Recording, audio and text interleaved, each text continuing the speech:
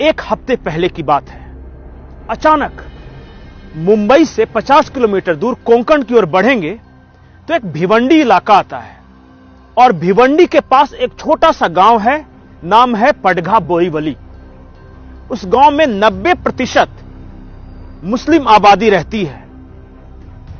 अचानक सुबह सुबह का वक्त है, 20 गाड़ियां धड़ाधड़ आकर रुकती है। उसमें से 400 पुलिस के जवान सिविल ड्रेस में उतरते हैं। पूरे गांव की छापेमारी शुरू होती है और उन पुलिस जवानों के साथ एनआईए के अधिकारी हैं। और जब छापेमारी चलने लगी तो उस गांव से क्या निकलता है?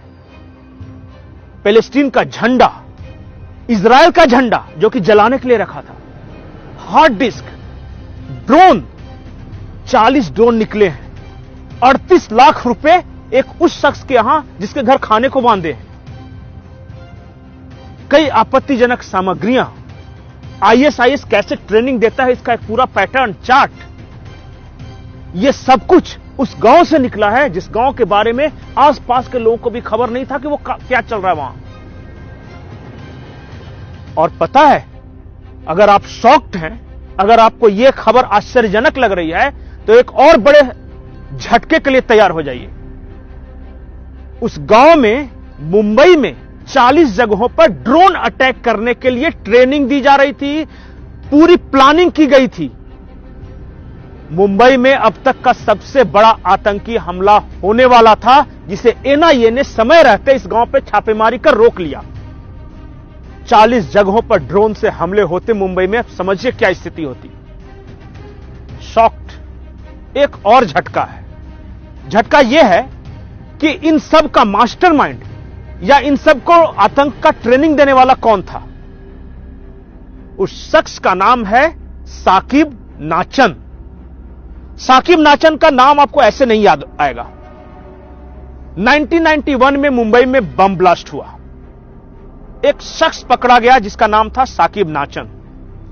उस शख्स को जेल हुआ, 10 साल की सजा मिली और 1991 से 10 साल यानी 2001 में वो छूटकर बाहर आ जाता है।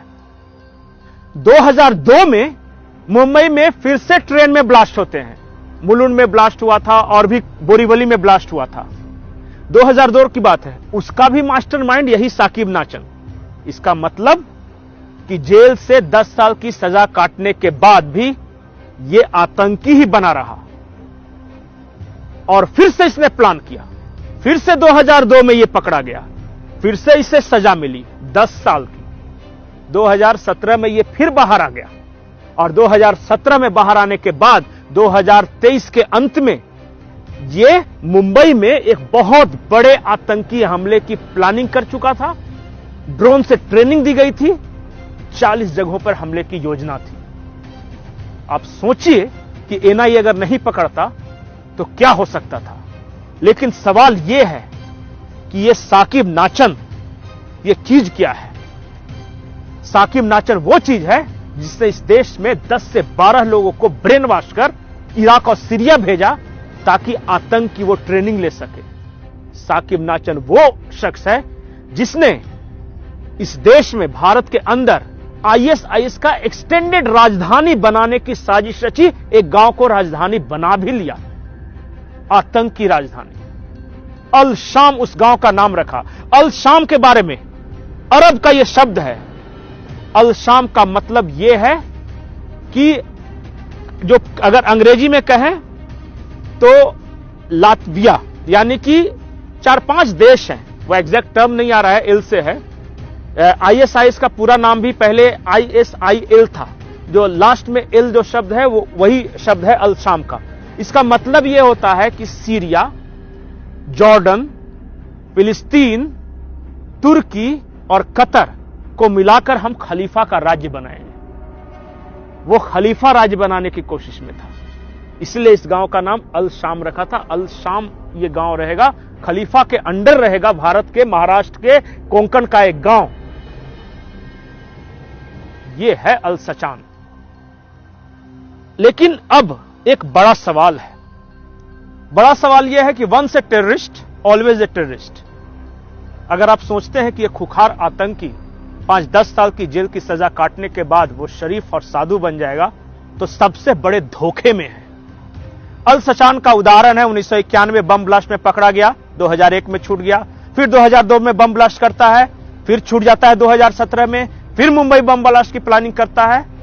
सवाल इस देश के कानून और इस देश की न्यायपालिका से भी है कि इतना खूंखार आतंकी बार बार कैसे छूट जा रहा है।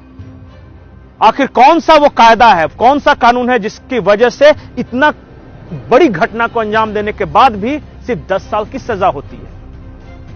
सवाल कई हैं। सवाल डरने का है, क्योंकि अल सचान अकेला नहीं है। जो एनआईए ने जानकारी दी है उसके अनुसार 10 लोग ऐसे हैं जो कि अल सचान के पैटर्न पे काम कर रहे हैं, देश के अलग अलग हिस्सों में हैं, और इसी वजह से 40 जगहों पे छापेमारी हुई थी एनआईए की 1 हफ्ते पहले। जाकिर नाइक के भाषणों से ये लोग प्रेरणा लेते हैं। ये लोग बम बनाने में एक्सपर्ट हैं, ये लोग ट्रेनिंग देने में एक्सपर्ट हैं, ये लोग ब्रेन वॉश करने में एक्सपर्ट हैं। अगर फिर भी आपको लगता है कि इस देश का कानून नहीं बदलना चाहिए, ये जो ढर रहा है वही चलना चाहिए, न्यायपालिका ऐसे ही खूंखार आतंकियों को 10-10 साल पे छोड़ती रहे, तो फिर तो इस देश का भगवान ही मालिक है। नमस्कार।